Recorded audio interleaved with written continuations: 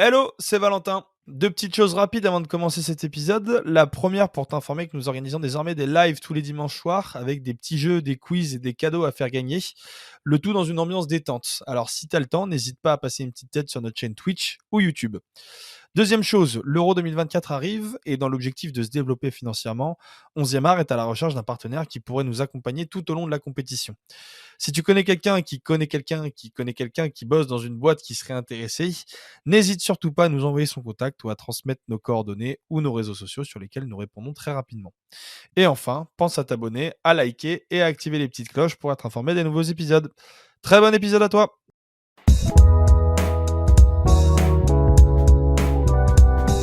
Bonjour à toutes et à tous et bienvenue dans ce 23e épisode du COMEX de la saison. Un 23e épisode qui tombe une nouvelle fois après une défaite de l'Olympique de Marseille qui s'est incliné ce vendredi soir à Lille et qui voit sa qualification européenne de plus en plus compromise.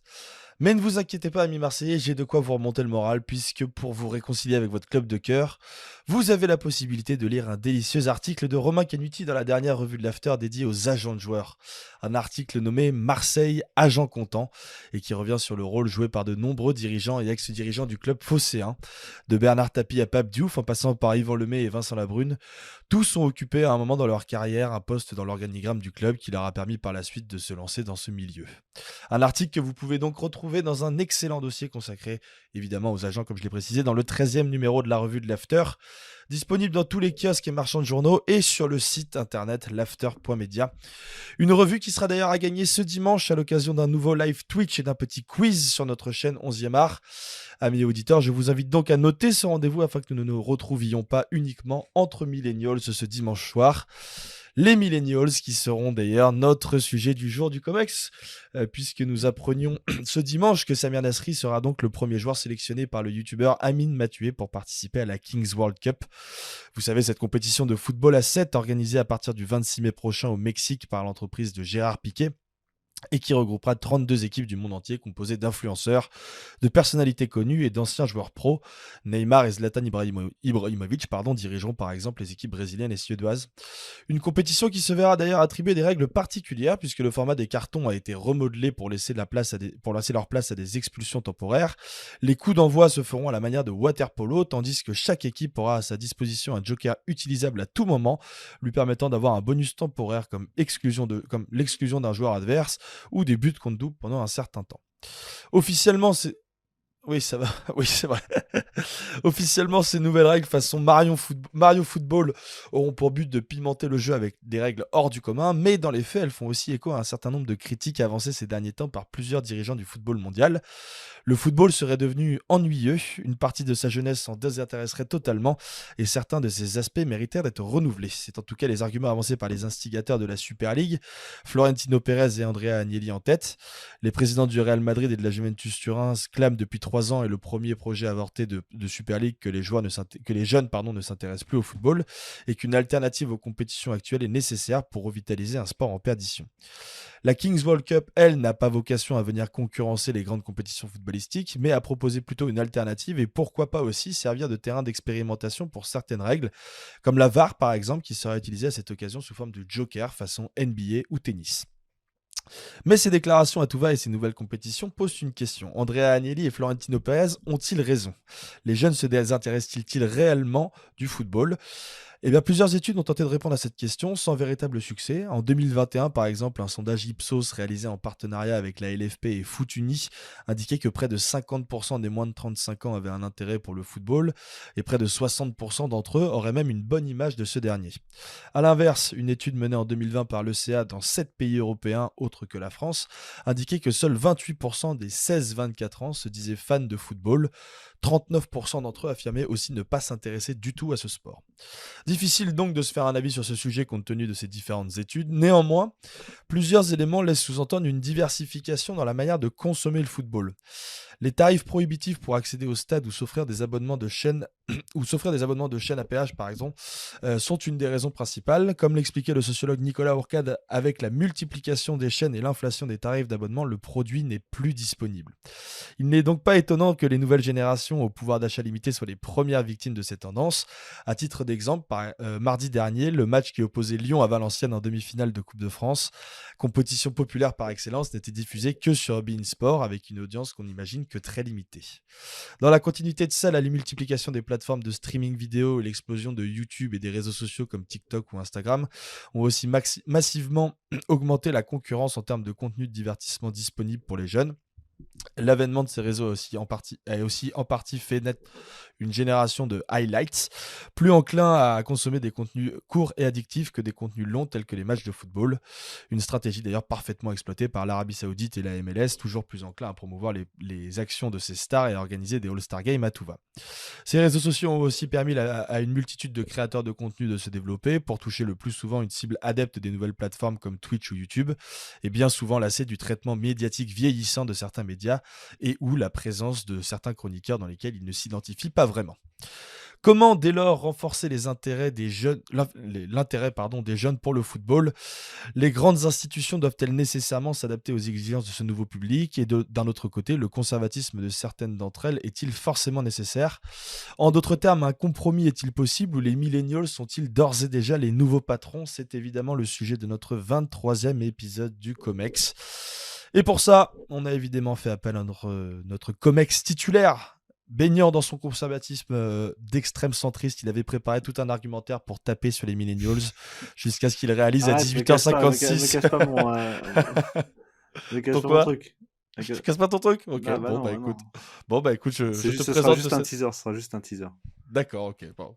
Je dirais Ça juste dit, qu'à 18h56. si les gens n'ont pas déconnecté déjà à la moitié de ton introduction, je pense que déjà c'est bien. Ah bah sympa, merci beaucoup. Ok. Je note, t'es en mode sniper, je note. Attends, chacun son tour, attends, tu te moques de moi.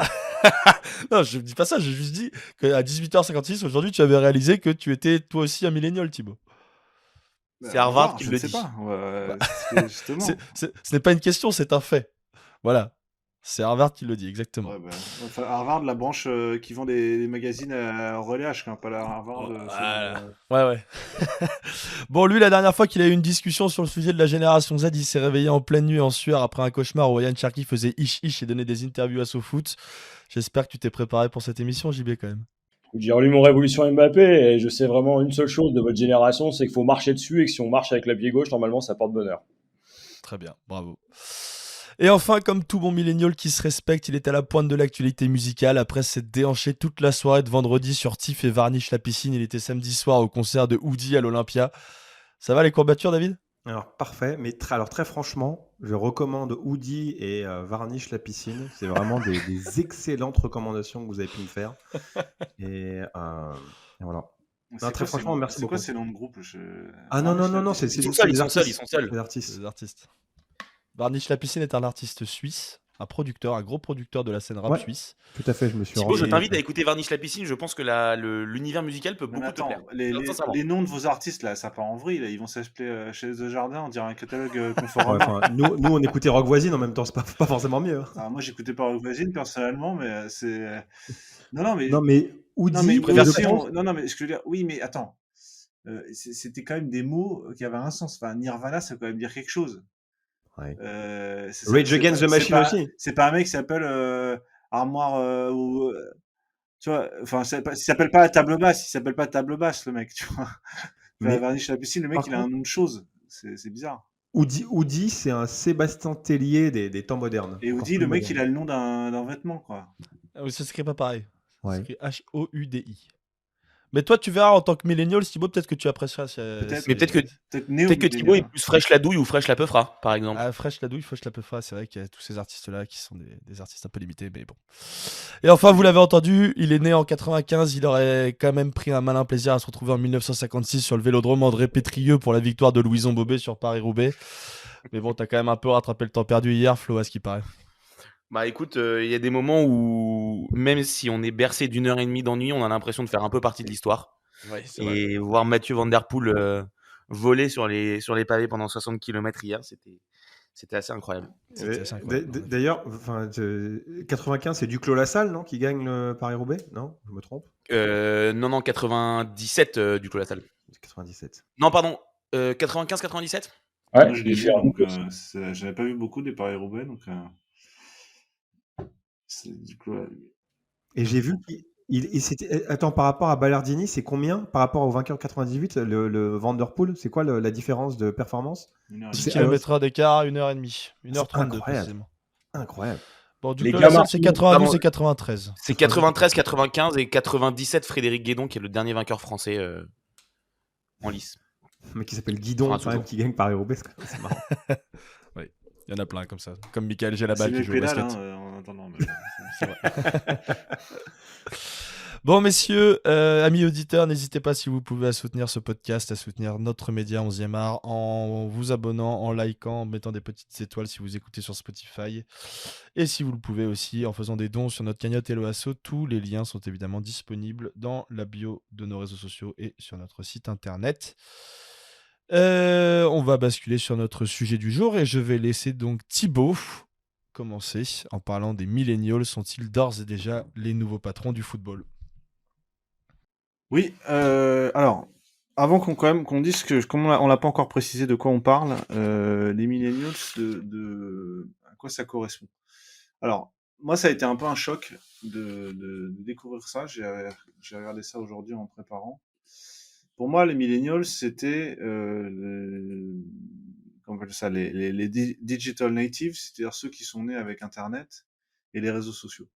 La génération des jeunes nés avec Internet et les réseaux sociaux, c'est-à-dire, pour moi, nés en 2000, quoi. Donc, d'où le nom millennials. Voilà. Je n'ai pas besoin de faire beaucoup d'anglais pour comprendre.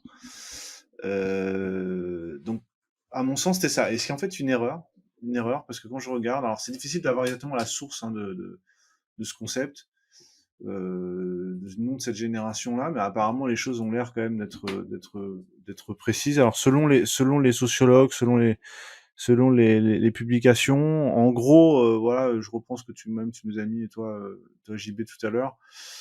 Millennial, ça correspond, moi j'avais 1980 ou 1981, 1996. Alors pourquoi 1980 ou 81, difficile à dire. Génération X 65-80, donc en gros c'est les boomers. Millennials 81-96, ce seraient ceux qui auraient 20 ans en l'an 2000, à peu près. Même si 96 c'est quand même un peu plus, donc c'est pour ça que j'ai un peu du mal à comprendre. Et génération Z 97-2012, où là en gros la génération Z c'est la génération qui a 20 ans, quoi. Ouais, c'est les pires. Ouais. Et moi c'était plus à ceux-là que je faisais référence. Mais ça dit quelque chose quand même d'intéressant en réalité. Donc j'ai appris, donc moi étant né en 1980, que je faisais de la partie de la génération que je conchiais, je comptais conchier ce soir. Donc ça m'apprendra à cracher en l'air, ça finit toujours par tomber dessus. Donc en fait je suis aussi un millennial. Alors pourquoi on l'a dit peut-être pour comment je recommence. Comment on définit ces générations-là? En fait, elles se définissent à travers l'innovation technologique. Innovations technologiques qui sont en gros l'apparition d'Internet et de l'Internet et ensuite des réseaux sociaux. Donc Internet, pour nous, moi, ma génération à nous, je crois que JB et David, c'est à peu près la nôtre, nous, l'usage d'Internet, il apparaît vraiment un peu au collège, mais de manière largement marginale. Avec des modems qui servaient pas à grand chose. En gros, on faisait pas grand chose. Ça commençait à devenir un truc intéressant avec les mails, l'apparition des mails et des protocoles mail. En gros, c'est 2000-2001. C'est-à-dire, ça correspond moi, à mon époque, c'était un témoignage, au moment du début de la fin de mes études. C'est-à-dire que nous, on a fait nos études dans un univers qui était un univers où tu allais faire des exposés, pour aller faire des exposés, tu allais en bibliothèque, tu devais faire des recherches, tu avais un rapport au savoir qui était un rapport encore hiérarchique. C'est-à-dire, il y a des référents, il y a des gens à qui tu vas t'adresser, il y a des lieux qui sont consacrés à ça. Moi, j'étais dans le quartier latin, mais bon, il y a d'autres. Dans d'autres domaines, tu allais à la bibliothèque Sainte-Geneviève, ou la bibliothèque de géographie, la bibliothèque sciences politiques, etc. Tu photocopiais. Tu photocopiais, c'est-à-dire copiais l'œuvre des autres. C'est-à-dire que l'objet livre avait lui-même une valeur. Je le dis sans nostalgie, quoique, pour juste expliquer l'univers mental dans lequel on a grandi pour comprendre. Ouais, les microfilms, t'as raison, JB. Pour comprendre l'univers mental dans lequel on a grandi et comment la révolution d'Internet a changé ça. Et la raison pour laquelle je pense on ne fait pas partie de la même génération que nos amis de 11e art, par exemple. Donc nous, on a grandi là-dedans. La fin de nos études, ça correspond au début des mails. Donc ça veut dire que pas vraiment de base de données. On avait encore des CD-ROM qui se battaient en duel. On avait le CD-ROM Encyclopédia Universalis vaguement. Qui venait avec l'ordinateur. Quand tu achetais un ordinateur, on te le Qui donnait. venait avec l'ordinateur. Donc c'était un rapport au savoir, en rapport à Internet, et qui est encore dans l'utopie de ce qu'était Internet, de la société cybernétique, où on vivait dans une espèce d'idée on va se mettre en réseau, ce qui va permettre de multiplier le savoir. Ce qui va permettre de faire de nous une génération instruite, et on vivait dans cette utopie un peu qui a comme ça existé dans la Silicon Valley pendant longtemps, et de dire on va créer un monde un peu parallèle dans lequel on va enfin avoir accès au savoir. Et jusqu'à L'homme cybernétique, qui était un bouquin de l'époque assez célèbre, je ne sais plus l'auteur, raconte l'idée de ce nouvel homme et qui a accès à la société du savoir. Ça, c'est jusqu'à 2001-2007. Je date de 2007 assez précisément, et je pense que là, il y a un changement de génération à ce moment-là, parce qu'à partir de 2007 arrive Facebook, et arrive ça, il faut se référer à Bruno Patino notamment, qui raconte ça très bien. L'arrivée de 2007, c'est Facebook, ce sont les réseaux sociaux, et sont surtout un modèle économique. Parce que jusqu'à 2007, Internet n'a pas encore de modèle économique viable. Il n'y a pas de société rentable. Google est encore Google, Yahoo sont encore Google et quasiment pèse très peu. Yahoo est à ce moment-là leader encore. Et il n'y a pas encore. Ils viennent de se mettre en bourse, Google. C'est juste un moment où ils rentrent en bourse. Ils rentrent en bourse. Et donc, il n'y a pas encore de modèle économique. On ne sait pas encore comment gagner de l'argent sur Internet. Il y a beaucoup d'investissements, c'est l'essence des startups, mais il n'y a pas encore d'économie, de modèle économique rentable. 2007 change tout parce qu'avec l'arrivée de Facebook, on rentre dans un nouvel univers, on quitte l'univers de l'utopie, qui est l'utopie du savoir, et on rentre dans l'économie de l'attention. Où là, cette fois-ci, c'est inversé, c'est que l'esprit humain était censé être ouvert par Internet, c'était la bibliothèque d'Alexandrie, un peu, c'était le mythe de la bibliothèque d'Alexandrie, enfin accessible. Je sais que moi, mon père, par exemple, était radioamateur, et Internet réalisait beaucoup de promesses des radioamateurs, ça va pouvoir contacter des gens dans le monde entier, se parler en toute bonne volonté. Facebook, comme ça, était au début et comme ça. On met beaucoup de choses sur Facebook, ses photos de vacances. Moi, j'ai rencontré mon épouse sur Facebook. Voilà. Classe, extrêmement classe. On peut arrêter l'émission et faire le reste dessus ou... C'est une capsule, c'est une capsule à elle. Voilà, et donc pour dire à quel point je croyais à l'utopie de Facebook. J'ai épousé l'utopie de Facebook, si je puis dire, au sens littéralement. Et avec l'idée que tu retrouvais des amis d'enfance, tu avais un lien qui se créait, une sorte, vraiment l'esprit communautaire d'Internet au départ. 2007, 2009, crise des subprimes, 2008, à partir de là, on rentre dans un nouvel univers, et quid du football dans cette affaire-là? Eh bien, 2008, c'est le Barça, c'est l'arrivée de Messi, c'est le duel Cristiano-Messi, où on rentre dans l'ère de la data. Et c'est le moment où s'ajoute à l'économie de l'attention, l'économie de l'attention, c'est-à-dire comment attirer du monde sur des sites pour pouvoir vendre des pelles, des pelles et des brouettes de jardinage, tu vois, des choses comme ça. Non, vendre des objets qui sont des objets du quotidien, mais à travers Internet. Cette fois-ci, on va vendre de l'Internet lui-même, c'est-à-dire de l'attention, du temps. On va vendre du temps sur Internet à partir de 2010-2011, de l'attention, c'est-à-dire du temps de cerveau disponible. Et donc avec ça, l'économie de la trace, l'économie du big data intervient, et le football devient à ce moment-là une cible. Jusqu'en 2010-2011, il n'est pas vraiment concerné par la révolution d'Internet, si ce n'est à la marge. Il sert éventuellement à glaner des informations, mais des résultats. Souvenez-vous, alors il y avait l'époque où tu regardais les résultats sur le télétexte, je ne sais pas si vous vous souvenez de cette époque-là. Absolument. Et Internet, Yahoo au début, c'était un peu une sorte de super télétexte, de super Minitel, quoi, qui servait juste à avoir accès à des informations auxquelles tu n'avais pas accès, mais c'était pas encore l'Internet communautaire tel qu'on connaît maintenant. Toi, tu pouvais pas uploader des trucs, c'était vraiment, c'était une source d'information qui était encore hiérarchique. Donc, tu avais une source, et toi, tu t'abreuvais à cette source-là. Avec 2010-2011, l'arrivée de l'Internet communautaire, ça change tout. cette fois-ci, le football devient autre chose que une source d'information. Il produit lui-même de la donnée. Et notamment, c'est l'arrivée du big data. Il produit de la donnée des joueurs. C'est la première fois qu'on mesure le taux de possession. Rappelez-vous, avant, la possession, ça n'intéressait personne. Avec le Barça de Guardiola, on se met à mesurer la possession, on se met à mesurer le nombre de passes réussies. On invente, la société française notamment invente un outil qui permet de calculer le taux de passes réussies dans un match. Petit à petit, apparaissent comme ça des indicateurs, avec en plus l'arrivée sur ce marché-là des anciens brokers de la City qui ont été obligés de chercher du travail après la crise des subprimes. S'ajoute à ça l'industrie des paris en ligne, qui elle-même a intérêt à monitorer l'ensemble, un maximum d'informations qu'elle va vendre ensuite pour pouvoir vendre ses paris. Tout ça fait une mayonnaise. S'ajoute à ça des joueurs qui, surtout Cristiano, même plus que Messi, qui sont des joueurs à data, qui produisent de la data, qui produisent de la stat, c'est-à-dire le nombre de buts, de passes réussies, de corners, de penalty. Tout cela crée une mayonnaise qui fait que le football devient lui-même une source d'information, une source de temps disponible, et arrive l'époque dans laquelle on vit maintenant, qui est la dernière frontière, à savoir, on a réussi à monitorer tout ce qui était le contenu du football, le nom, l'information, les transferts, les sites comme Transfermarkt, les Sorare, les traces produites par les joueurs, les systèmes de jeu, etc., les Wisecout, les data, etc., tout ce dont on paye maintenant, s'ajoute une nouvelle chose qui est maintenant la forme du jeu lui-même. Et la forme du jeu lui-même, c'est exactement le problème, le mur contre lequel frappe pour l'instant l'économie de l'attention, et en particulier nos amis Florentino Pérez et Giovanni, enfin surtout Gérard Piqué et plus que Pérez et Agnelli. Le mur de l'économie de l'attention, c'est un match dure 90 minutes. Comment je fais quand je sais que, d'après Google, les études qu'a fait Google, le taux d'attention, la durée de l'attention minimale, enfin moyenne plutôt, de cette génération qu'on appelle les millennials, elle est de 9 secondes. Toutes les 9 secondes, le cerveau doit être stimulé pour pouvoir renouveler son attention, c'est-à-dire 1 seconde de plus que le poisson rouge.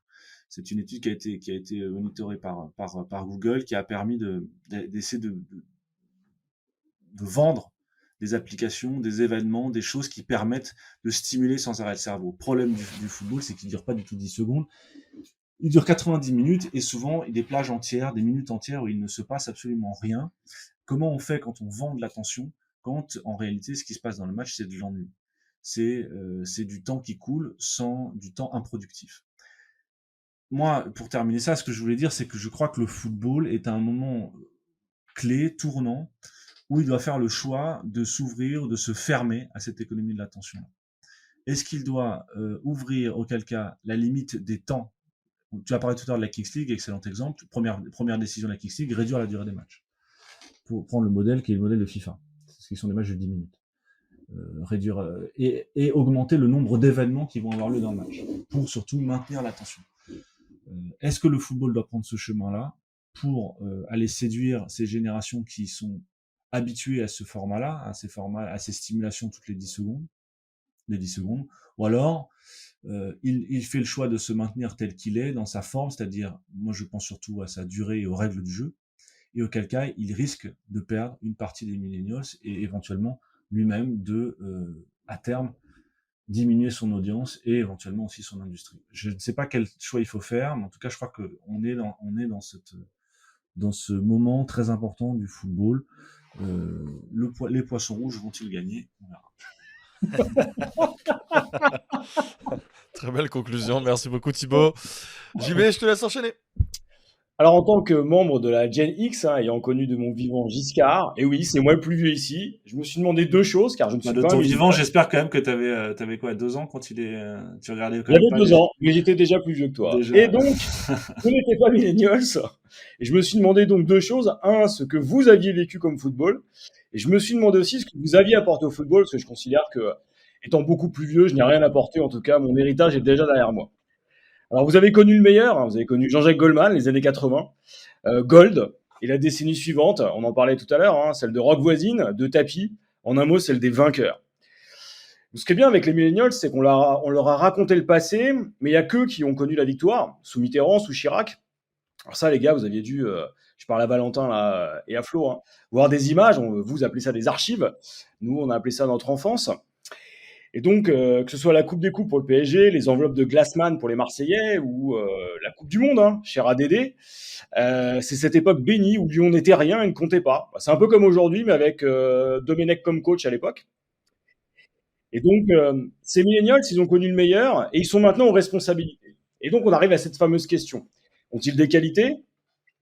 Faut-il considérer ce qu'ils ont fait ? Qu'ont-ils fait ? Alors d'abord, là, on va rendre hommage à Thibaut. Hein, ils produisent des revues de qualité, exploitent du personnel plus ou moins qualifié, comme on le fait avec... bon, il faut vous le dire maintenant, les gars, avec vous, hein, Val et Flo, on vous exploite. Mais le millennial s'est allé beaucoup plus loin. D'abord, il poursuit un rêve néolibéral d'un football business dérégulé. Ça fait plaisir à David, enfin plutôt à Gérard Lopez, pardon. Le millennial, ça a mis des écrans partout. Hein. Il a créé la VAR, à force de jouer à PES et à FIFA et de se prendre des tôles. Et à se rappeler, hein, finalement, de ce que ses parents lui disaient en parlant de Foucault, il s'est dit, tiens, appliquons le panoptique au football. Mais ils ne se sont pas arrêtés là. Platini, l'idole d'enfance, a essayé de régner, puis il a chuté et tout le monde a échoué. Ils ont déboulonné les idoles, hein, comme certains le font avec les statues en ce moment. Alors c'est Blatter qui est tombé. Ils ont voulu mettre des valeurs. Ça a donné Labrune, Infantino et Eto'o. Ils ont créé la Coupe de la Ligue et la Ligue des Nations, ayant une pensée pour elle. Ils ont tué le Ballon d'Or et fait naître le joueurisme. Tu parlais très bien, Thibaut, tout à l'heure, de Ronaldo, qui est l'exemple typique de ça. Alors est-ce qu'il faut remercier les millennials ? Ah oui, je pense qu'on peut aller jusque-là, hein, sans vraiment être ironique. Sans eux, le football ne serait pas ce qu'il est devenu. Le Barça serait resté un club respectable et pas un club disneylandisé qui chambre le PSG à coups de montgolfières éclatées au sol, comme disent les fans de Raf la piscine et Faf la calache. Ça va pas, hein. Ça, c'est pour toi.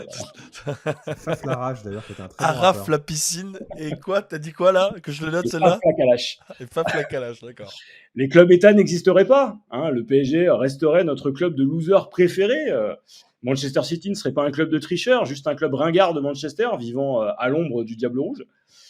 Mais heureusement, le Millennials ne s'est pas arrêté là. Il a inventé la Super League, hein, une sorte de NBA du foot, qui heureusement pour l'instant n'a pas éclos.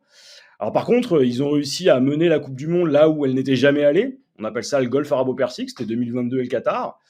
Ça va se dérouler en 2030 sur 3 continents, et puis en 2034, hein, la patrie des origines, l'Arabie Saoudite, l'endroit où l'argent est plus vert que l'herbe qu'il n'y a pas.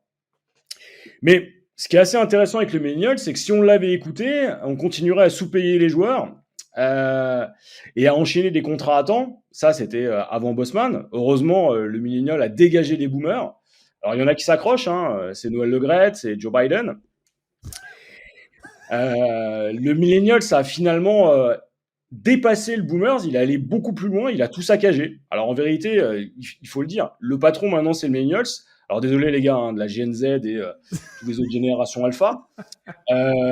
Nous sommes à la tête du football, un peu comme Macron, Trudeau ou Richie Sunak. Le problème c'est que, on le voit avec Thibaut, on le voit avec David, nous sommes devenus vieux les gars. Ça il faut le dire. On rêve de l'étranger, d'une villa à la campagne. On s'est embourgeoisé. Et maintenant, moi, je regarde les choses comme ça. Je pense qu'on contemple à la mi-temps de notre vie notre propre fin. Donc, on s'interroge avec le même niveau de pensée que l'équipe 21, enfin, en tout cas pour ce qui me concerne. Et ce que je vois derrière, c'est qu'on est en train d'essayer de séduire une cohorte plus jeune, plus insoumise, pourtant si peu nombreuse. Alors, ça pourrait être le démon de midi. On appelle ça, nous, la génération Z ou la génération alpha. Enfin, ceux qu'on appelle les 2000, hein, ceux qui finalement ont découvert Aimé Jacquet dans des livres d'histoire. Cette génération Z, c'est un peu comme finalement cette jeune fille qui essaie de traquer les boomers. C'est-à-dire, on essaie de faire jeune, on essaie de copier les codes, et puis on sort des blagues type Gad Elmaleh en ayant des références qui sont celles des inconnus. Ça donne quoi ? Ça donne la Kings Cup, ça donne le carton vert, ça donne Gérard Piquet. Ça donne donc en gros un futsal pour youtubeurs ingrats à boutons, le football version Smash Bros, à destination de ceux qui font pas de sport. Bon, on doit finalement aux Millennials, hein, cette superbe génération à laquelle je n'appartiens pas, la marioisation du soccer, les postes mystérieux de Benzema, hein, et Aujourd'hui encore, des équipes entières de philosophes travaillent dessus. Et puis accessoirement, l'arbitrage de Stéphanie Frappard. Donc ça, je tiens vraiment à insister là-dessus. Le Millennials, finalement, et je n'en fais pas partie, selon Harvard, est coupable. Et ça, il faut le reconnaître. En tant que principal dirigeant du football, on aime les Millennials. C'est un peu le refus du péril jeune. Et ce qu'on voit avec eux, c'est qu'ils n'ont rien réparé, ils n'ont rien rangé. Ils laissent maintenant la génération Z faire ce qu'il reste à faire, c'est-à-dire finir de tout dégager. Donc, comme le dirait Giscard, je ne vais vous dire qu'une chose. Au revoir. Merci Papy Réac. Je vais laisser David enchaîner sur sa présentation. En fait, j'ai un peu l'impression d'être dans les crampons de Ruben Amorim qui va prendre la suite de Jürgen Klopp ou de Moyes qui va prendre la suite d'Alex Ferguson.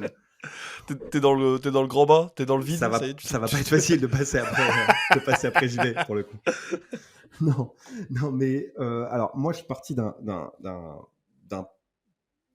je tiens à contredire un postulat, c'est que le fait que le football ne soit plus aussi populaire ou en tout cas plus aussi attractif.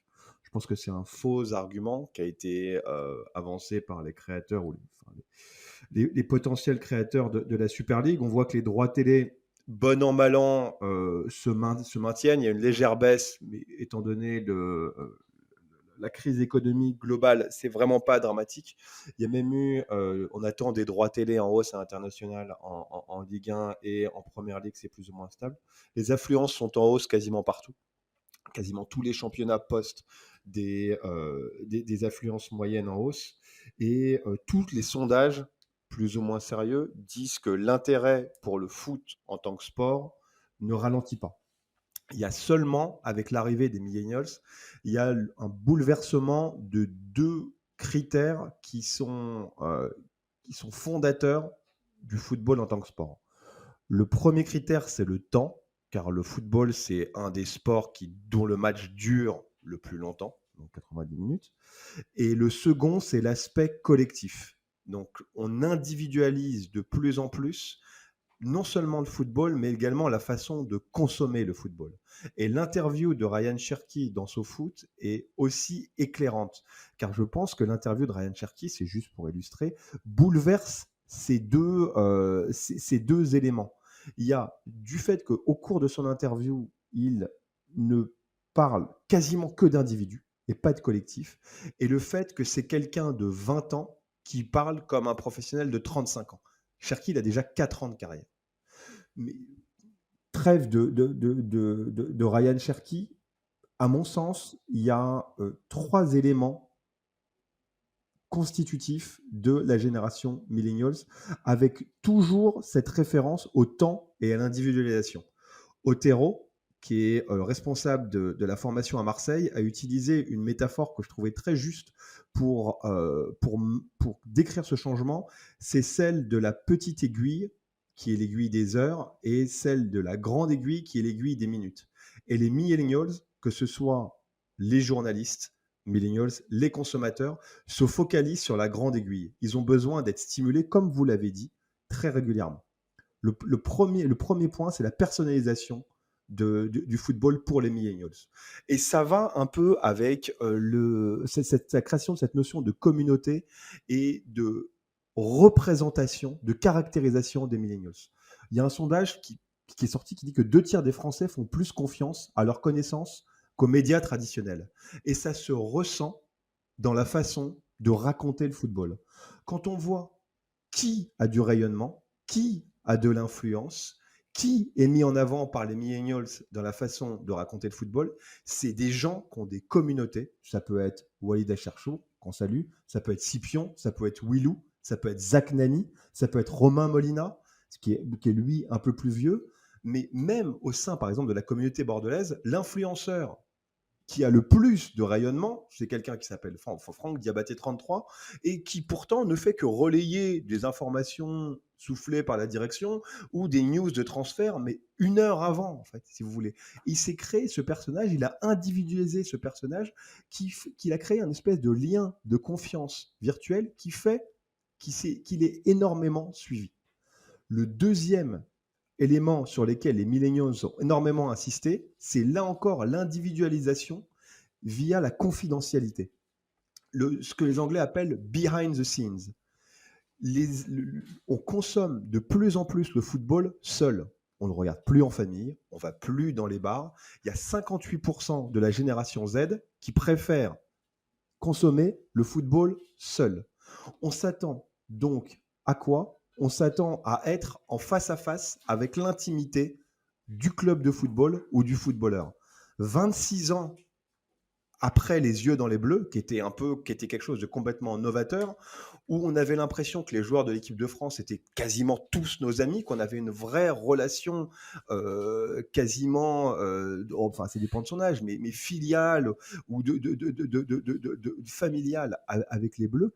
Tous les clubs se mettent à cet aspect confidentiel, à cet aspect immersif. Ça peut être Wrexham, avec Ryan Reynolds et McElhenney, qui ont financé leur développement par l'intermédiaire d'un documentaire où tout est individualisé. Chaque épisode est une petite histoire d'individus au sein du club.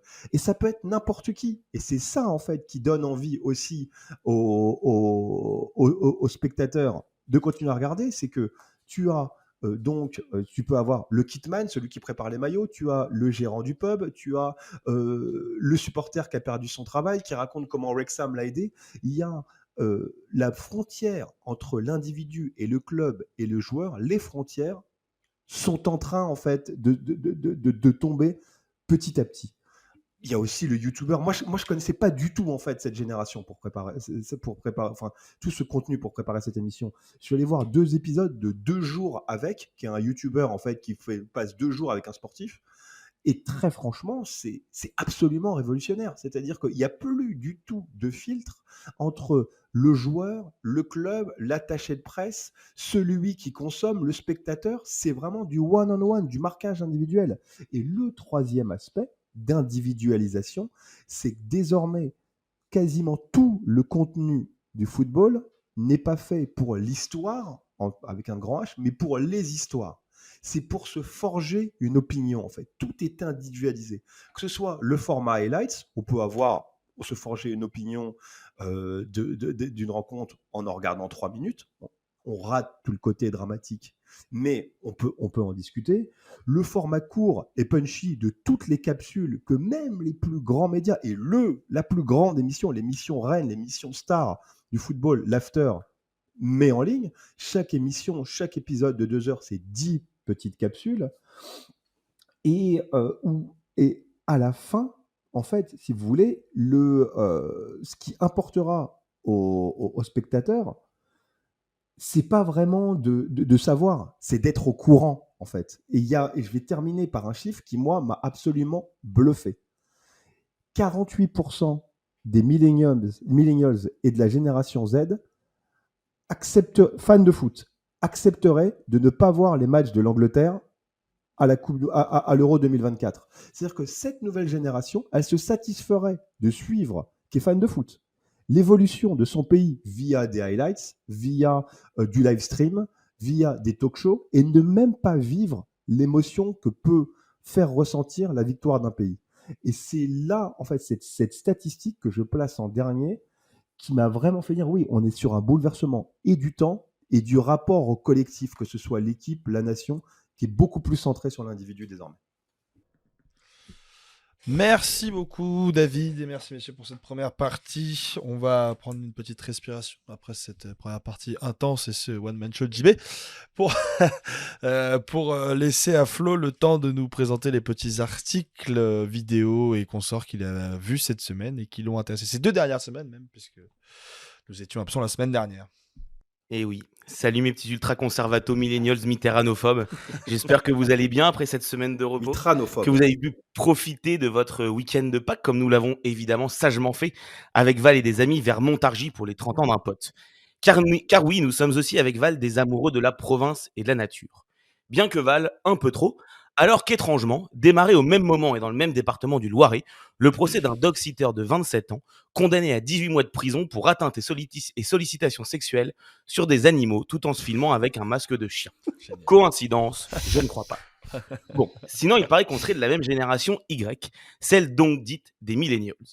Tout ça alors que JB et David auraient pourtant pu être nos profs, et David, notre conseiller en patrimoine. Bon, laissez-nous un peu de temps pour décompresser et encaisser cette dure nouvelle avec Val. Enfin, Val et moi, mais aussi David, bien évidemment, qui mène de front sa double vie, déposant sa fille le matin à l'école, avant de se plonger dans son boulot de manager de Salford et de banquier en investissement, tout en songeant au cours de sa riche journée à ce qu'ont bien pu devenir les carrières des Wonder Kids, Freddy Adu, Cherno Samba, Fabio Paim, Bébé, ou encore Zakaria Bakali. Vous ne comprenez rien, messieurs. David, lui, si. Et c'est ça qui fait de lui un millennials, davantage évidemment, en tout cas, que d'enchaîner les gorgées de 7-Up à l'émission. Mais si David est connecté, il l'est tout de même un peu moins que le staff du Liverpool Football Club, qui a travaillé avec DeepMind, filiale de Google, pour créer un nouvel outil d'intelligence artificielle nommé Tactic AI, afin d'aider les entraîneurs à trouver les meilleures tactiques et combinaisons pour défendre ou attaquer sur corner. L'une des rares situations évidemment au football où le jeu est figé, facilitant ainsi une analyse fondée sur les données. Après avoir collecté des datas sur près de 7000 corners en 3 ans de recherche, Tactic AI peut désormais apporter des suggestions qui sont préférées par le staff des Reds à 90% du temps par rapport aux configurations observées dans la pratique, comme l'explique Glenn Cellier pour le site d'Eurosport. Un projet notamment mené par Ian Graham, directeur du département de recherche et data à Liverpool, bien conscient que l'IA, déjà très utilisée dans les process de mercato et de recrutement, pourrait prendre une place prépondérante dans le monde du football. Loin de la Mercé et de ses pratiques modernistes, Javier Aguirre, le coach de Majorque, est quant à lui le porte-drapeau de tous les entraîneurs à l'ancienne. Finaliste malheureux de la Copa del Rey ce week-end, le technicien a son domaine réservé, l'intuition. Son cœur de métier, qui se cache derrière les portes des vestiaires et sur les visages inquiets des veilles de défaite, davantage que derrière les capteurs GPS ou autres iPads. Qui se permet en subversion de relever l'inutilité des gadgets mis à sa disposition, acceptant l'idée simple qu'aucun outil technologique ne peut objectiver une relation humaine. Loin, très loin de l'illusion scientiste d'un savoir au format d'immenses disques durs ou dans lequel suffirait de puiser pour réfléchir et décider. Aguirre nous dit tout ce qu'il fait l'essence même du métier d'entraîneur. Celui qui, justement, est en mesure de défier la logique, à la fois modèle pour les uns et cible pour tous les autres. C'est ici, comme tu l'as écrit Thibaut dans ta chronique pour la revue de l'After intitulée Aguirre ou la colère des yeux, qu'il faut définir plus précisément un vieux concept de philosophie qu'on appelle maladroitement la prise d'information, soit une réduction de l'activité cognitive à un disque dur à remplir et programmer. Ce qui amène Aguirre à faire confiance à son intuition et non au calcul, dans un savant mélange d'expérience et de sensibilité, pleinement arbitraire et subjective, relevant d'une manière singulière de percevoir le monde, en dehors de la réflexion et de toute logique formelle. Ah Thibaut, toujours un plaisir de relire 4 fois tes éditos pour être sûr de tout comprendre. C'est pas clair là, c'est pas clair là. Un peu. C'est pas clair pour vous en fait, mais les gens qui font de la philo ils comprennent, mais ça va trop vite. Tu dis vous, mais on est de la même génération, je te rappelle. Non, je vous parce que vous n'êtes pas spécialiste, c'est normal, mais je le dis sans aucun truc, mais bon, peu importe. C'est comme David et ses bilans financiers, on comprend rien s'il nous les dit comme ça, tu vois. Pareil, peu importe. En tout cas, c'est toujours un immense plaisir de te lire et de te relire, un peu comme ton illustre collègue Jérémy Janot, désormais entraîneur des gardiens espoirs de l'équipe de France dans le staff de Thierry Henry.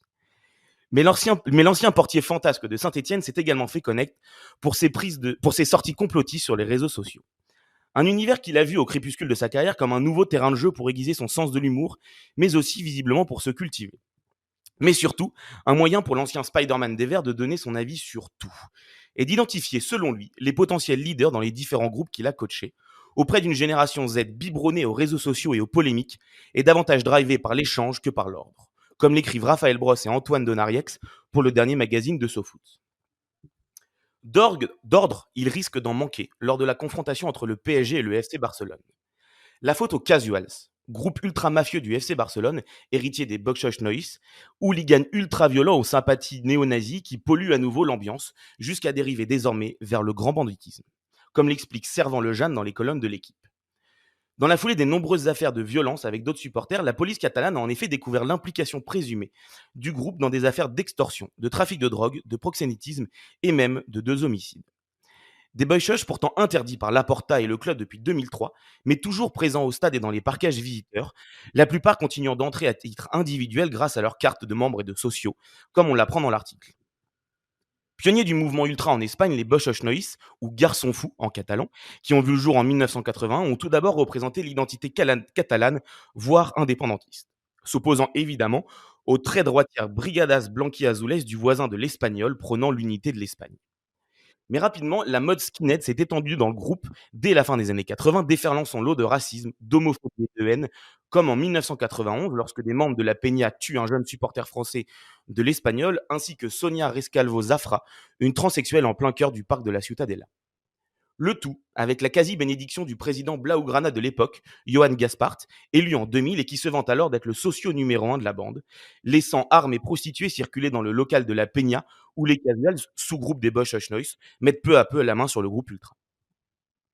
Aujourd'hui, si certains membres du groupe, dont son leader Ricardo Matteo, sont actuellement jugés pour tentative de meurtre, extorsion et trafic de drogue, les mutineries lors des précédents procès et les pressions empêchent les langues de se délier, alors que bon nombre des casuals, dans l'attente du délibéré de leur procès, sont encore en liberté et que certains sont toujours soupçonnés d'avoir blessé une quinzaine de forces de l'ordre en voulant s'en prendre dernièrement aux tifosi du Napoli. Là aussi, le temps et les générations passent, mais les mêmes démons ne cessent de ressurgir, menaçant notre société et le football. Non, bien mieux que la profusion de la haine envers les autres comme pour l'histoire du jeu, il est temps de réapprendre à cultiver cet ennui qui précède l'admiration, que ce soit pendant les 90 minutes d'un Arsenal Manchester City, autant que pendant les 60 km de raid solitaire du roi Mathieu Van Der Poel sur les très redondants pavés de Paris-Roubaix. Merci beaucoup Flo, merci beaucoup pour cette nouvelle revue de presse hebdomadaire qui était encore une fois excellente et j'ai beaucoup aimé cette anecdote que je n'avais pas vu passer sur ce procès dans le Loiret là qui était très bien avec le mec qui se déguisait en animal. Les millennials ont-ils déjà pris le pouvoir? Sont-ils les nouveaux patrons du football? Tu réponds à cette question, Thibaut, en définissant déjà la génération de laquelle on parle, la génération qui est identifiée par la génération qui incarne l'innovation technologique. Tu cibles une première période, 2001-2007, qui est la période où Internet devient intéressant et utile, avec notamment l'avènement des mails au début des années 2000, et surtout à une époque où le savoir était encore hiérarchique, et tu estimes que toi, Internet va mettre en réseau et permettre de multiplier le savoir. Donc là, on est sur une période entre 2001 et 2007. Et justement, à partir de 2007, l'avènement de Facebook crée un modèle économique d'Internet. On quitte alors l'univers de l'utopie pour l'économie de l'attention. Et tu t'interroges, quid du foot à ce moment-là? C'est à ce moment-là que le duel Ronaldo-Messi arrive et on parle évidemment de l'avènement de la data. On passe donc, comme tu le disais, à une économie de l'attention et le foot devient une cible. Devient une source de contenu avec les paris en ligne, avec la production de données, avec l'arrivée des financiers, avec les joueurs à data. Et aujourd'hui, on ajoute désormais la question de la forme du jeu avec justement cette nouvelle génération. Comment peut-on faire des matchs de 90 minutes alors qu'avec tous ces réseaux sociaux, on a une attention de seulement 9 secondes? Et tu estimes que nous arrivons à un moment tournant. Est-ce que le football va s'adapter à ces problèmes d'attention ou rester dans sa forme actuelle? JB, toi, tu poses deux questions de savoir ce que les millennials ont vécu. Évidemment, ces millennials ont vécu la génération des vainqueurs, les PSG, Marseille et la France, France 98 dans les années 90. Et tu t'interroges sur qu'est-ce qu'ont fait les millennials. Alors des choses positives, puisque sans eux, peut-être que le football n'aurait pas connu le grand Barça, n'aurait pas connu le grand Man City.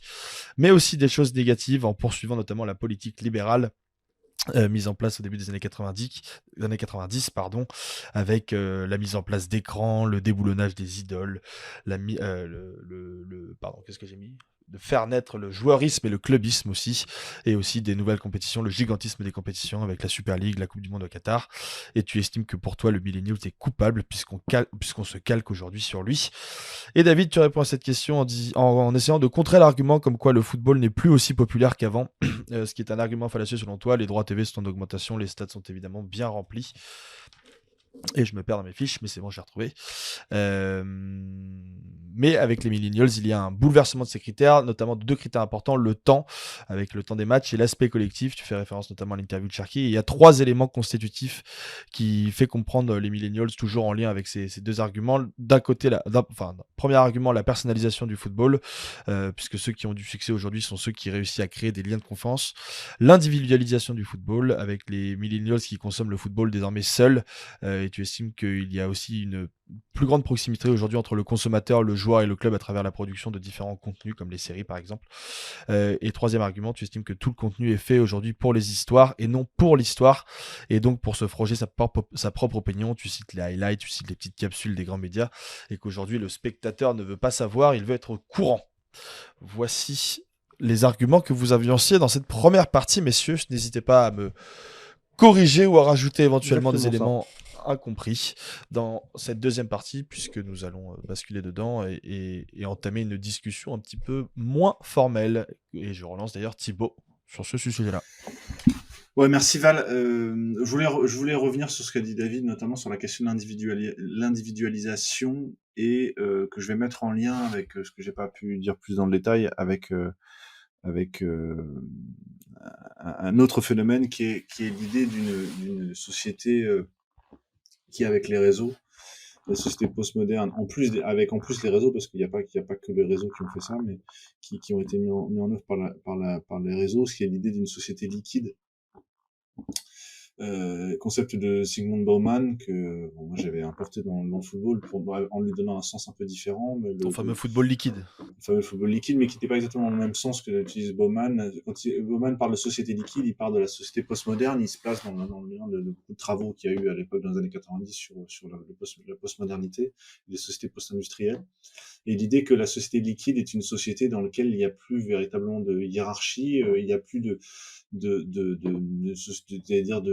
d'autorité verticale, et que la société liquide, à l'opposition, au contraire de la société solide, qui était la société du passé, qui est cette société qui se projetait dans un avenir avec une idée de stabilité.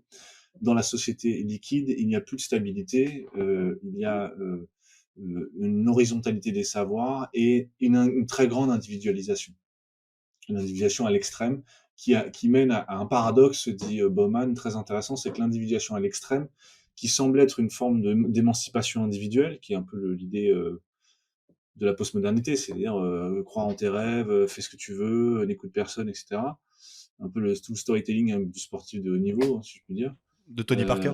Voilà, Tony Parker. il faut le voir dans Qui veut être mon associé, c'est quelque chose.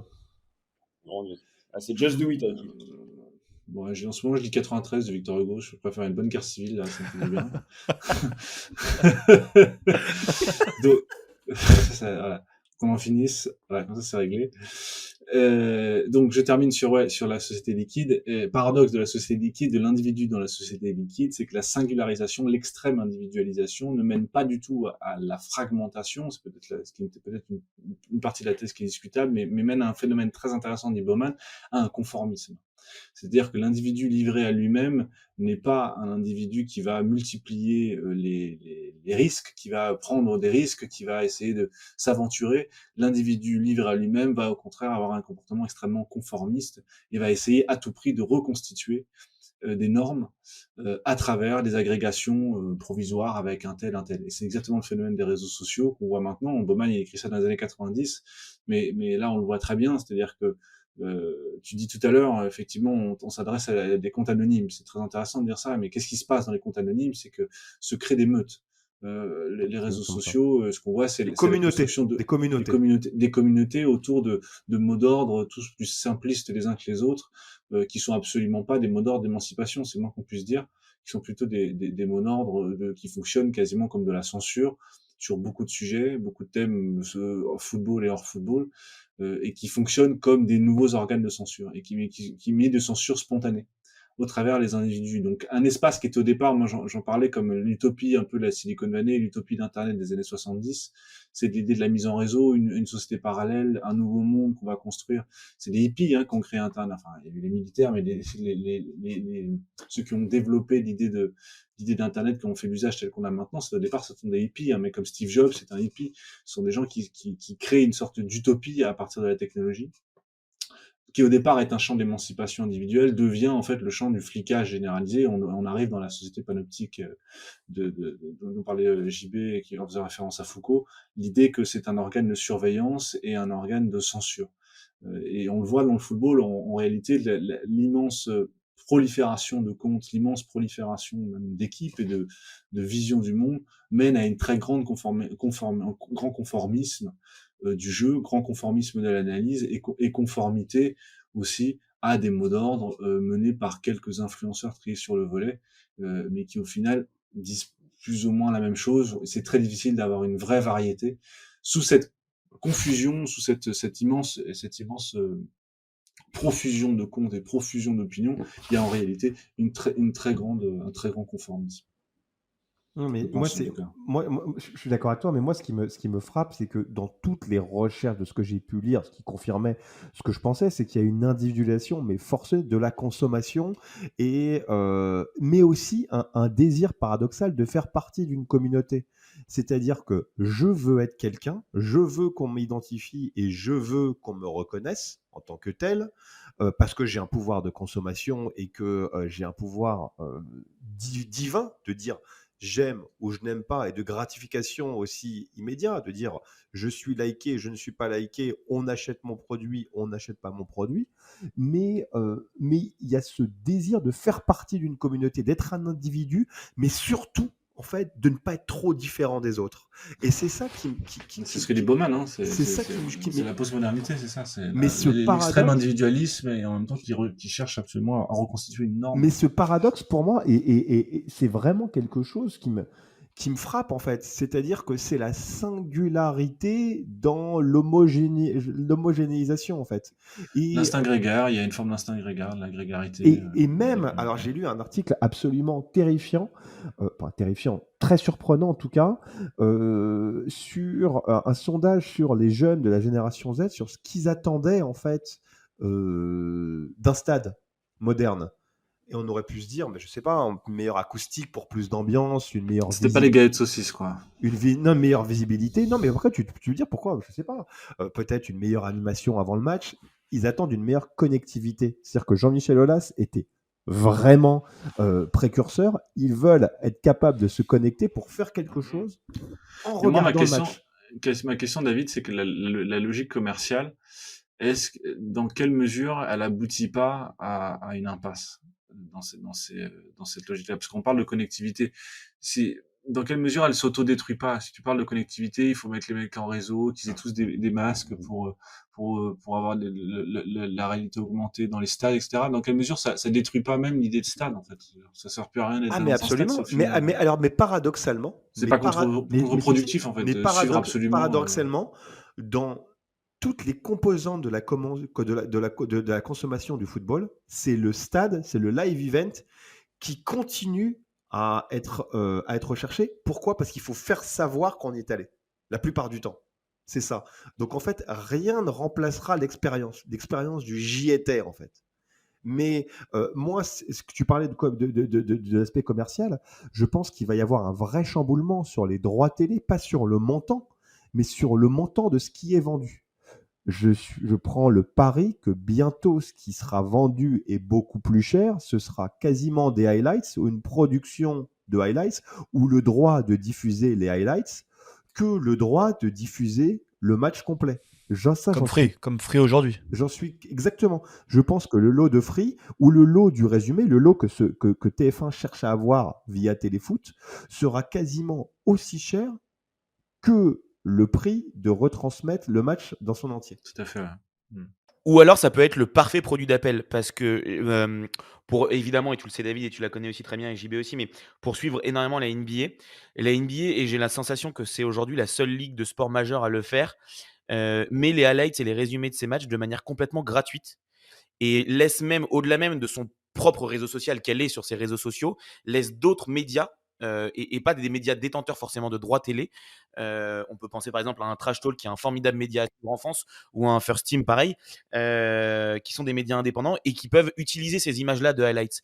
Et ce qui en fait va évidemment créer à la fois l'amour d'un public et l'attrait d'un public pour le basket, même s'il ne le connaît pas, et qui va aussi attirer un public éventuellement de cette génération Z plus jeune qui ne va pas aller regarder les matchs, qui va pas aller regarder 48 minutes de match, mais surtout qui dure 2h30 ou 3h, mais qui va se contenter des highlights, encore plus quand on a le décalage horaire.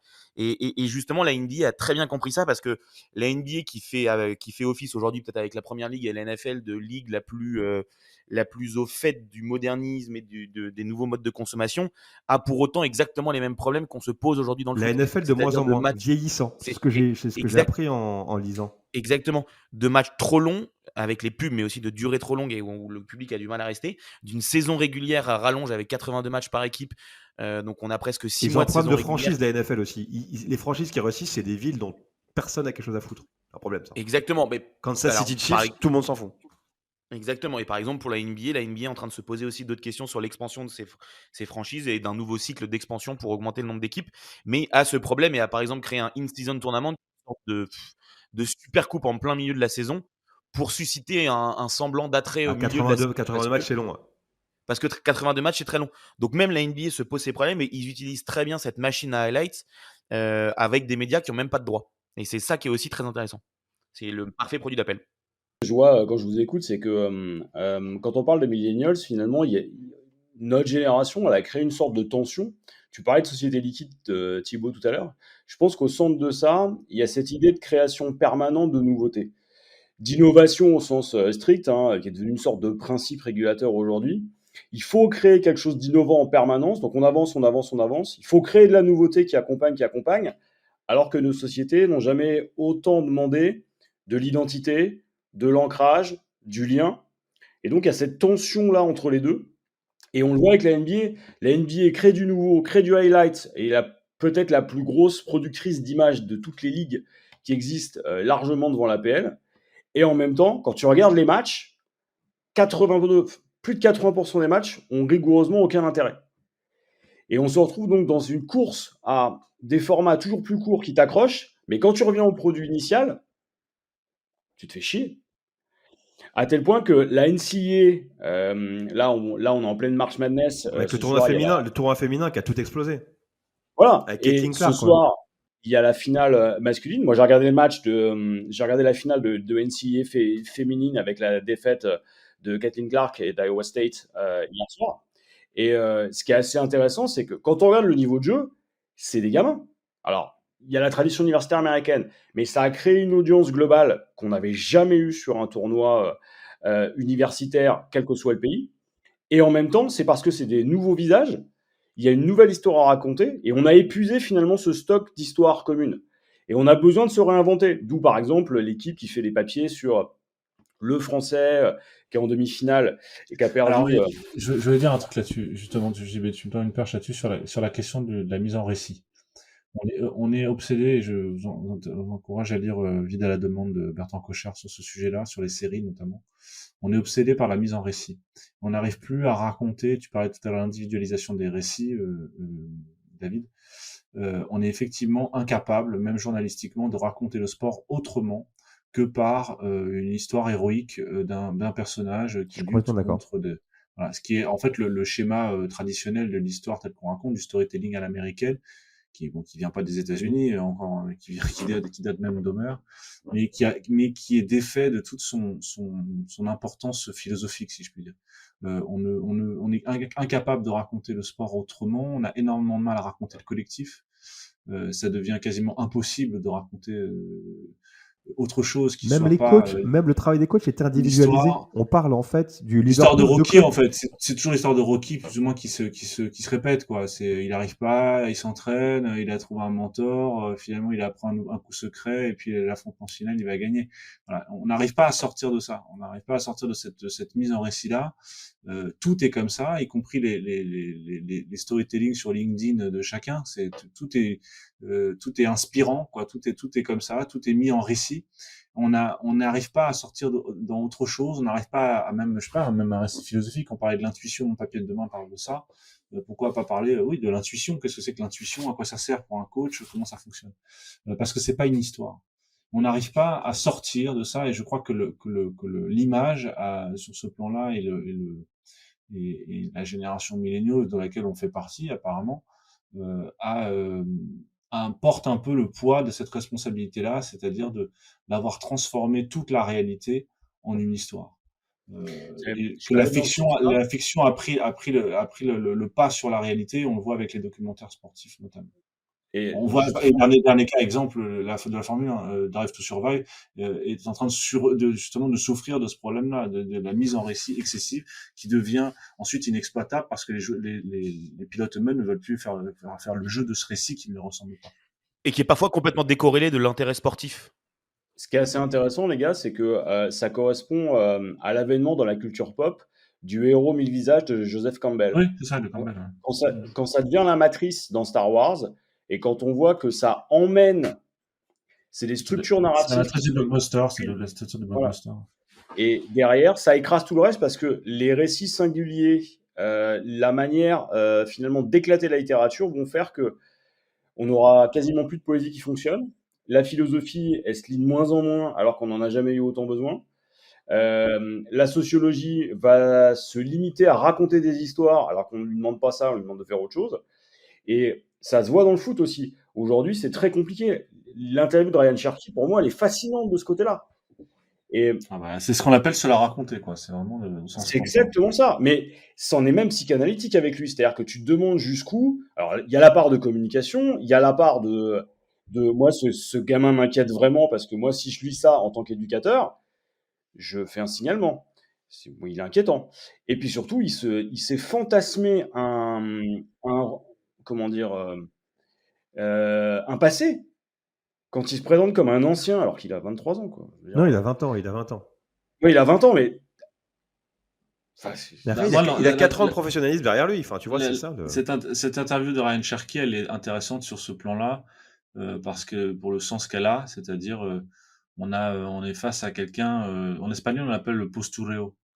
C'est l'idée de travailler des postures. Et tu vois vraiment que il y a plusieurs postures successives qui sont travaillées. Alors, dans quelle mesure il a écrit, il a vraiment dit ça, parce que bon, Ryan Cherky, bon, voilà, il n'est pas l'éloquence qui le caractérise, donc je ne sais pas exactement s'il est vraiment responsable de tout ce qui est écrit dans le papier, mais si on prend l'objet tel quel, il y a sans arrêt une posture. Il y a la posture du petit jeune qui arrive, il y a la posture de l'ancien. On le voit quand il parle du football, il a la posture de l'ancien.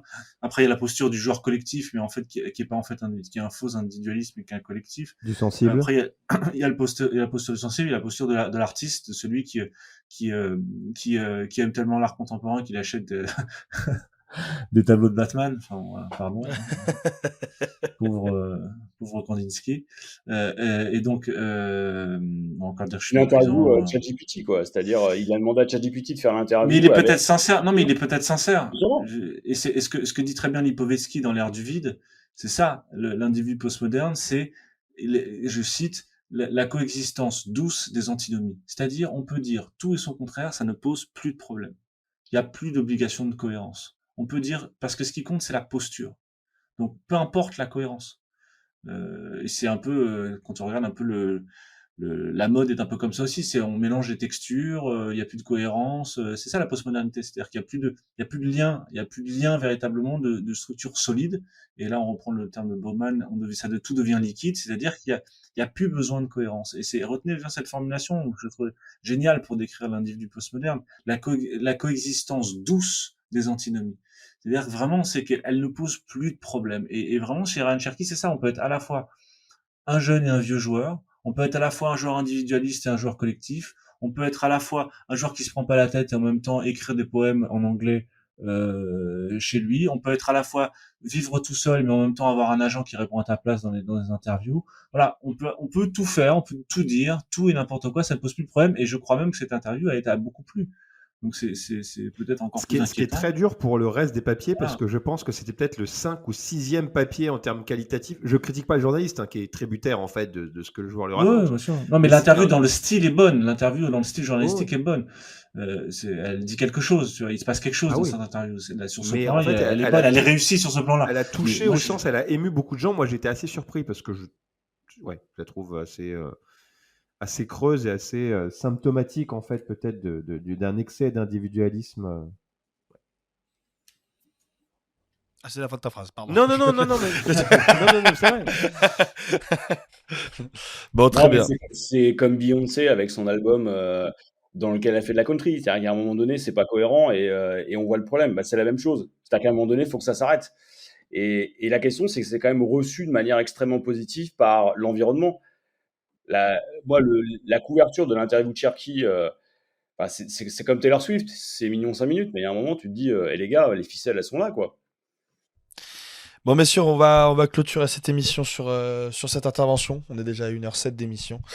Donc, on va pouvoir basculer sur nos recours en se posant quand même la question de savoir si, en termes de posture, il est possible d'être à la fois philosophe et millénial. C'est vraiment la vraie question du soir. Et justement, je vais te donner la parole, Thibaut, pour que tu nous donnes ta reco et qu'éventuellement tu répondes à cette question.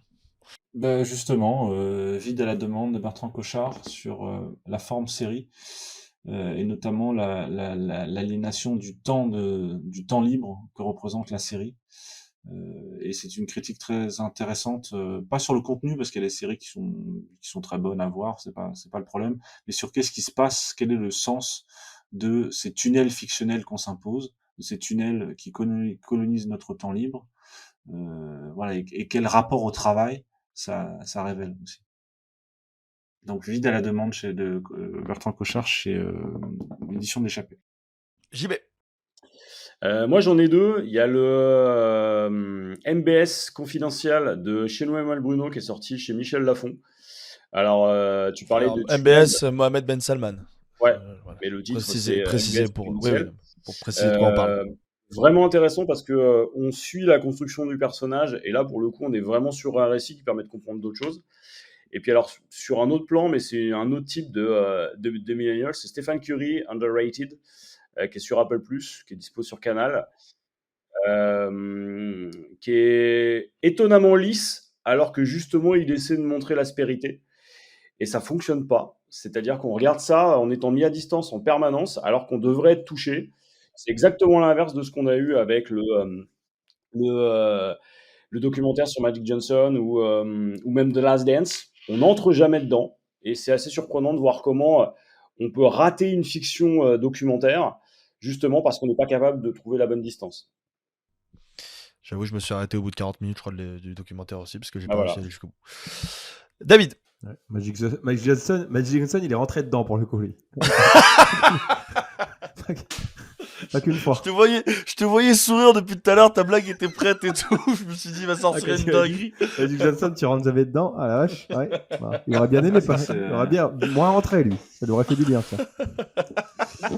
Bien, c'est bien, merci. On embrasse les gens de l'Arcom et voilà. Donc David va se faire monter en l'air par Magic Johnson et les frères Lebrun. Je suis pas responsable de ce que dit David Desman. Donc Philippe Seguin, Le Tempétueux, sans transition, bien évidemment, un super numéro d'Affaires Sensibles. Écoutez, vraiment très très bien. Ta grande spécialité. Toi, t'es en mode recommandation fait divers dernièrement là. Ah non, Philippe Seguin, c'est pas un fait divers. Affaires Sensibles. Non, mais oui, c'est vrai. C'est pas la chèvre de Monsieur Seguin, c'est une autre histoire. Et c'est pas Affaires criminelles. Merci. Oui, c'est vrai. J'ai confondu avec Affaires criminelles. Parce que j'ai écouté The Upshot entre temps. Et en termes de. c'est pas des faits divers, mais. Attends, c'est pas mal. En vrai, c'est pas mal. Quel épisode t'as écouté? T'avais recommandé celui sur John Terry, donc j'y suis allé là-dessus. Il est costaud. Et c'est pas mal, ouais. C'est pas mal. La scène des toilettes de la boîte de nuit avec la fille en béquille, c'est quelque chose. Flo, je peux préciser ce qui est Upshot quand même pour ceux qui nous écoutent. The Upshot, en fait, si tu veux, c'est un podcast qui est fait par deux journalistes anglais qui retracent les pérégrinations des joueurs anglais les plus déjantés. Donc, tu as du Barton, tu as du Roy Keane, tu as du John Terry, tu as eu un épisode sur Beckham. Là, je suis en train d'écouter un épisode. Jermaine Pennant. Ah, Jermaine Pennant, c'est le roi.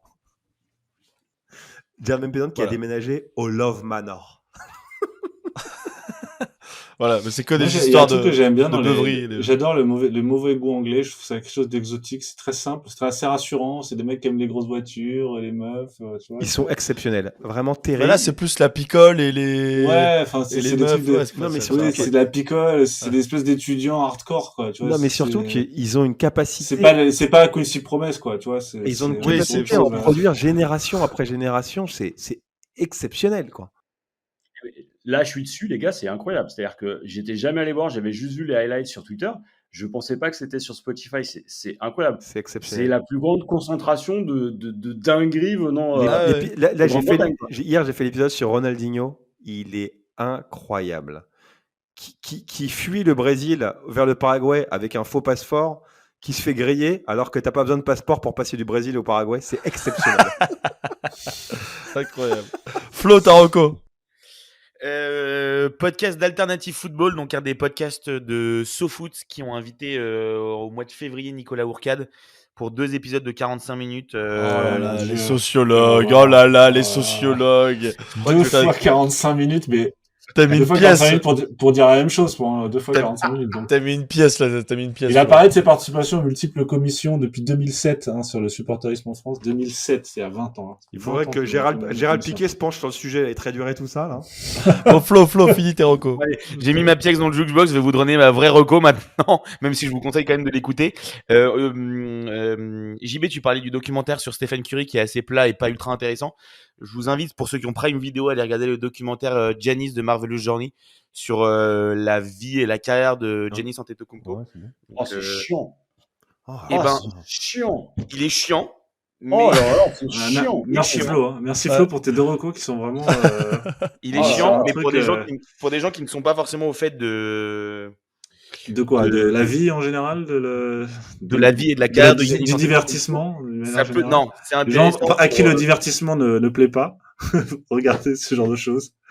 C'est intéressant pour l'histoire. C'est intéressant pour l'histoire du joueur et de l'homme qui est derrière, sur son histoire, sur son les histoire. gens qui s'amusent trop en fait, qui rigolent trop, vraiment. Si vous riez trop, si vous avez besoin un peu de si vous êtes trop de bonne humeur. Oh là là, je me suis endormi 2 fois sur l'histoire du jeune migrant grec qui arrive par le basket à s'élever. C'était beau comme du tigre. Ça, j'ai arrêté, j'écris plus des trucs comme ça, moi. C'est fini. À l'époque, j'écrivais ça, c'est fini maintenant. Maintenant, j'écris des trucs beaucoup plus. Non, j'écris plus ça. Non, je rigole. C'est pas vrai. C'est une belle histoire. C'est vraiment une belle histoire. T'es vraiment un escroc. T'es un immense escroc. C'est un philosophe, monsieur. Bon, je vais clôturer ces recommandations en recommandant, je crois que je vais être validé pour une fois par Thibaut, en recommandant le nouveau podcast de Philippe Collin sur Louis-Ferdinand Céline sur France Inter. Écoute, parlons-en, justement. Alors là, je ne l'ai pas encore écouté, pour la raison suivante. C'est de la merde.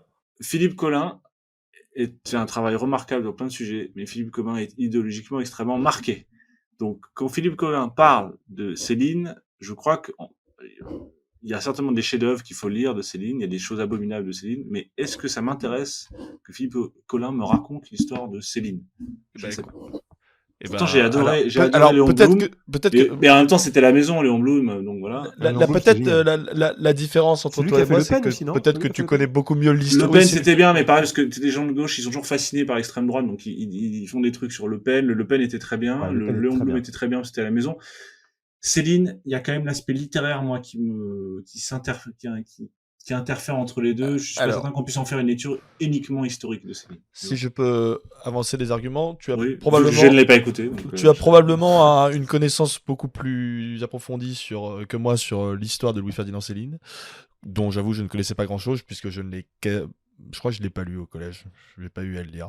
Donc je n'ai ni lu Céline ni je ne connais son histoire et donc c'est pour le coup, pour quelqu'un qui n'y connaît rien, un super épisode pour comprendre toute la construction du personnage, enfin un super podcast même de manière générale, pour comprendre la construction du personnage, comment est-ce qu'il en est arrivé là. Et peut-être qu'après tout ça, je lirai Louis-Ferdinand Céline, mais en tout cas, jusque là où j'en suis, donc à la fin du 3e épisode, il n'y a pas vraiment de jugement. 10 heures à écouter un podcast sur un écrivain qu'on n'a pas lu, sans no offense, hein, plutôt que de juste le lire directement. C'est quoi la différence? Ça m'intéresse en tant que millénial, tu vois. Pour l'instant, c'est des questions de temps, surtout. C'est étonnant, tu vois. Pour l'instant, c'est des questions de temps. Bah oui, mais 10 heures, c'est le temps pour lire la moitié du Voyage au bout de la nuit, ce qui est un chef-d'œuvre. C'est vrai. Bah peut-être que je prendrai 10 heures après. Non. C'est un chef-d'œuvre. Ou pendant. Le problème, c'est que le voyage, il faut le lire justement sans rien savoir de Céline. Ah, vraiment. C'est intéressant. C'est ça le problème. C'est que c'est. Mais pourquoi du coup? Pourquoi c'est si dérangeant de savoir? Ah, parce que t'oses pas aimer. T'oses pas. D'accord. Bref, on fera une émission sur Céline, mais je suis pas un grand connaisseur de Céline. J'aime beaucoup 2 œuvres de Céline. Je les connais pas toutes.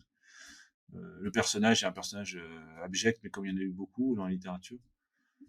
Bon, en tout cas, si je peux me permettre, en termes de production, c'est évidemment hyper bien produit. C'est ce qui est agréable avec ces podcasts, c'est que c'est vraiment exceptionnel. Moi qui n'y connaissais absolument rien à la vie de Céline, c'est vraiment, je suis rentré dedans alors que j'ai pour le coup pas forcément d'atome crochu avec ce sujet-là. Donc voilà, je recommande sur France Inter le podcast de Philippe Collin. Messieurs, merci beaucoup. Je rappelle pour ceux qui nous écoutent que vous pouvez vous abonner ou acheter le dernier numéro de la revue de l'After, nommé Les Agents, les vrais maîtres du jeu, avec qui nous sommes partenaires. La revue est disponible sur le site internet l'after.media. Vous pouvez vous abonner pour seulement 42 € par an ou 4,50 € par mois. C'est vraiment une super affaire pour une revue de qualité que vous recevrez 6 fois dans l'année. Donc voilà, je recommande chaleureusement. Et si vous le pouvez, en plus de ça, nous soutenir, n'hésitez pas. Nous avons une cagnotte Helloasso sur laquelle vous pouvez faire des dons. Ou alors, vous pouvez nous soutenir en likant, partageant, en parlant à vos amis, en mettant des pouces, en mettant des étoiles, bref. Vous connaissez la formule. Messieurs, je vous remercie encore une fois et nous on se retrouve la semaine prochaine pour un nouvel épisode du Comex. Ciao ciao à tous. Ciao.